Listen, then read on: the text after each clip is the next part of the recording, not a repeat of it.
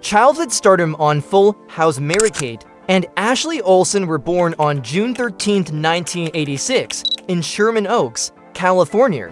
Little did anyone know that within a year of their birth, they would become two of the most recognizable faces in television. At just 9 months old, the twins were cast to share the role of Michelle Tanner on the hit sitcom Full House. Producers chose to use both girls because the role required long filming hours, and alternating them allowed production to stay within child labor laws. What seemed like a practical decision for the show turned into the start of an empire. On screen, the twins captured hearts with Michelle's catchphrases like "You got it, dude," and their infectious smiles. Viewers watched them grow from babies to little girls, and the audience's connection to them deepened each season.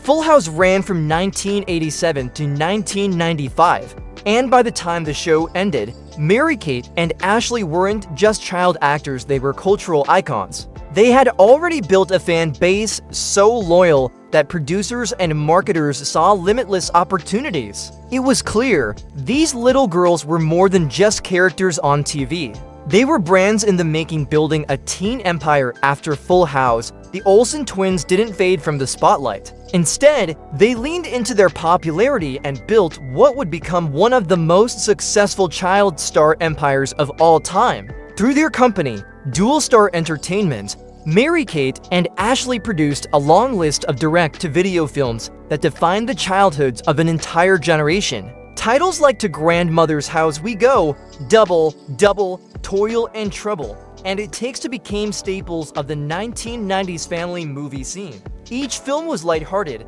fun, and centered around the twins' unique ability to bring double the charm. But movies were just the beginning. Their influence expanded into television with series like Two of a Kind and So Little Time. They became regular faces on magazine covers and were even honored with their own line of dolls, books, and accessories. Walk into any toy aisle in the late 90s, and it was impossible not to find their names. At the same time, their fashion sense started influencing young fans. Mary-Kate and Ashley were among the first to have coordinated yet unique styles, sometimes matching, sometimes distinct, making them relatable style icons for kids and teens. The scope of their empire was massive. By the time they were teenagers, their brand was said to be generating billions in sales across the globe. School supplies, perfumes, clothes, and even home decor carried the Olsen stamp. Their reach was so wide that they weren't just Hollywood celebrities anymore, they were an international business phenomenon. For millions of young fans, owning something Olsen approved was a must. Few child stars had ever achieved that level of success, and even fewer would sustain it. Moving away from Hollywood, but with all that fame came challenges. Growing up in the public eye wasn't easy. By their late teens, Mary-Kate and Ashley began to crave more privacy and control over their futures. Their final movie together, New York Minute, was released in 2004. While many expected it to be the start of their adult acting careers, it turned out to be their last major film.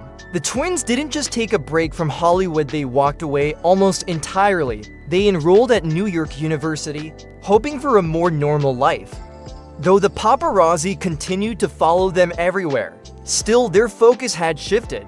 They were no longer interested in chasing roles on screen.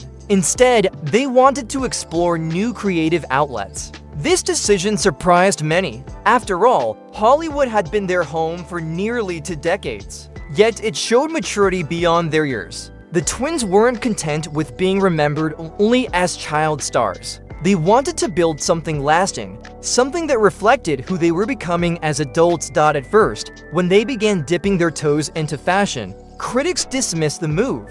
Many assumed it was just another vanity project from celebrities trying to stay relevant. But Mary-Kate and Ashley had a very different vision. They weren't interested in designing flashy red carpet gowns or quick trend outfits. Their eyes were set on craftsmanship, luxury, and timelessness. They wanted to build brands that could stand shoulder to shoulder with the most respected names in fashion icons and legacy. In 2006, the Olsen twins launched The Row, a luxury fashion brand that emphasized clean lines, minimalism, and high-quality fabrics. The brand quickly stood out for its sophistication.